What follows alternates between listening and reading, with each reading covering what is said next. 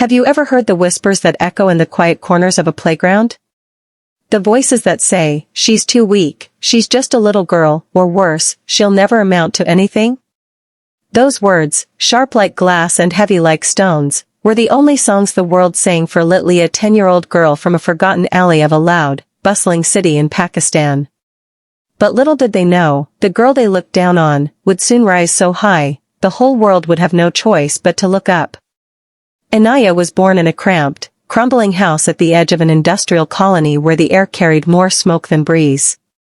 Her father, once a rickshaw driver, had been bedridden after an accident that twisted his spine and his fate. Her mother, frail but fierce, stitched clothes late into the night just to feed their 3 children. Inaaya was the youngest and the most misunderstood. She was barely 4 feet tall, thin like a whisper, and had eyes too large for her little face. Eyes that held galaxies of dreams, though the world only saw emptiness. Every day, Inaaya walked 3 kilometers to a government school where the paint peeled off the walls and the teachers had long stopped caring. Her bag was too big for her tiny back, and her shoes too torn to keep the dust out. But there was a fire inside her. One that no one had seen. One even she hadn't discovered, yet. She was mocked endlessly. "Oh look, it's the dwarf," boys would shout, laughing. "Why don't you sit at home and play with dolls?" the girls would whisper with fake smiles. But Inaaya, she never cried in front of them. No. She held her chin high, even if her voice trembled. She didn't know how, but something deep inside her kept whispering, "You're meant for more." Then one day, something happened that changed everything. It was a humid afternoon when the school's new sports coach arrived. She was tall, strict, and wore track pants like armor. No one dared speak when she walked by. And she came with an announcement: "We are starting self-defense and martial arts classes for girls starting next week. Participation is mandatory." The boys groaned, mocking the idea of girls kicking and punching. But for Inaaya, something clicked. She didn't know what martial arts even meant. But something about self-defense stirred a strange energy inside her. Maybe, just maybe, she could finally protect herself from the taunts, the bullying, the helplessness. The first day of class was a disaster. The girls giggled, fell over, refused to take it seriously. Inaaya?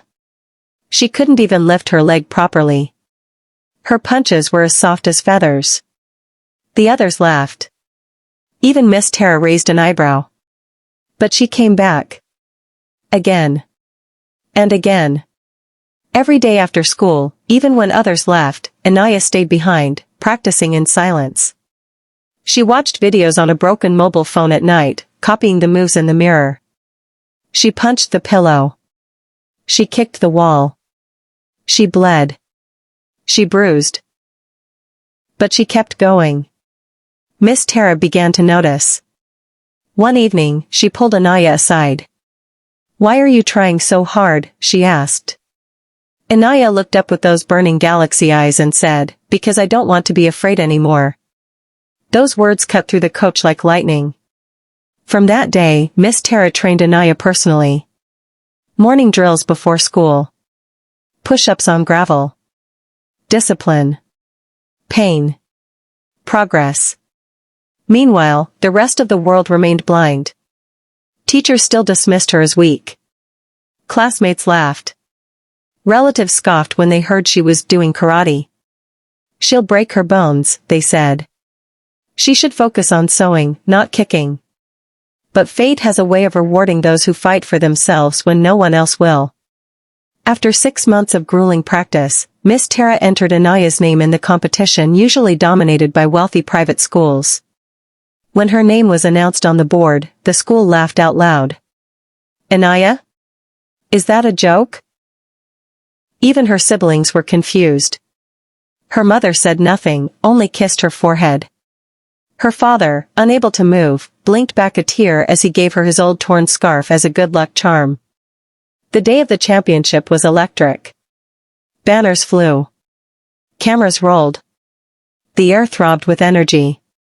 Inaaya stood in a borrowed uniform, her small fists clenched, her heart a drumbeat of thunder. Opposite her stood girls twice her size, trained by professionals, cheered by hundreds. Her first fight? She got knocked down within seconds. The crowd chuckled. But she stood up. Second round? She ducked, twisted, and with a move she had practiced 1,000 times on a pillow, she landed a strike right in the opponent's abdomen. The girl staggered. The whistle blew. She won. Cheers. Disbelief. Next round? Victory. And then, the finals. Her opponent was the reigning champion, a 14-year-old girl from an elite school, nearly double Inaaya's weight and height. The crowd was wild. Phones came out. "This will be quick," someone whispered. The match began. Inaaya moved like a breeze, dodging, sliding, then, bam, a clean roundhouse kick that shocked the entire stadium. The match went on for minutes that felt like eternity. Until the final blow. Inaaya, exhausted, gasping, bruised, jumped into a spinning kick, a move she had failed 100 times during practice. This time, it landed. The crowd erupted. The referee lifted her hand, silence. And then, roars. Cheers. Chants. That moment, that single moment, shattered every label they had ever put on her. The newspapers the next morning screamed, "10-year-old girl from slum wins martial arts championship." Her face was everywhere. TV. Radio. Internet. The same people who mocked her now cheered her. Her school, once ashamed of her size, now claimed her proudly. The Prime Minister's office tweeted about her. NGOs offered to sponsor her training. And that scarf her father had given her? She wore it around her wrist like a badge of honor. But this was only the beginning. The world thought this was her peak. But Inaaya? She was just getting started. If you thought the story ended with that championship trophy clutched in the hands of a little girl wrapped in her father's old scarf, then you don't understand what dreams really are. Dreams don't end with one victory. They expand. They explode. They rise like waves until they touch the sky, and that's exactly what Inaaya was about to do. Because when a 10-year-old girl from the forgotten lanes of Karachi defeats giants in the ring, the world notices. But when she rises again, not just as a champion, but as a symbol, she becomes unstoppable. The morning after her championship win, Inaaya's home, once ignored by neighbors, was surrounded by reporters, social workers, athletes, and even strangers bringing flowers, medals, scholarships, offers. She sat quietly on a small wooden stool in front of the same crumbling wall she had grown up staring at, holding a glass of milk someone had brought for her. Her mother stood behind her, tears silently tracing her cheeks. Her father, still confined to bed, smiled the proudest smile he'd ever smiled in his life. A week later, the news came,